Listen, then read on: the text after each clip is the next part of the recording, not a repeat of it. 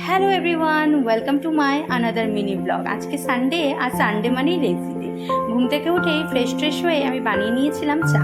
তো চাটা খেয়েই আমি যে জামা কাপড়গুলো ধোয়ার ছিল সেগুলোকে ধুয়ে দিয়েই এই তো সিম্বা আসে, সিম্বাকে একটু হাই হ্যালো বলে আমি ফ্রেশ হয়ে পুজোটা দিয়ে নিলাম। তারপর আজকে আমরা ডিসাইড করেছি আজকে আমরা কোথাও ঘুরতে যাব, যেহেতু এখানে আজকে গরম কম। মারাত্মক গরম থাকার কারণে আমরা কোথাও বেরোতে পারছিলাম না কিছুদিন।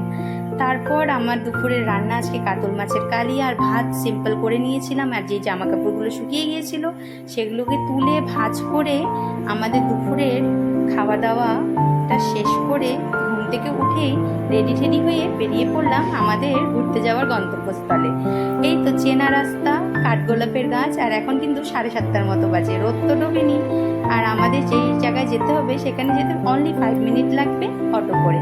পিভিআর মারুতি সোলার্সে চলে আসছি। এখানে একটা মজার কথা হচ্ছে, এখানে আসার পরে কিন্তু আমার শিলিগুড়ির কথা মনে পড়ে গেছে। শিলিগুড়ি সিটি সেন্টারের মতনে দেখতে এই মলটা হুবহু।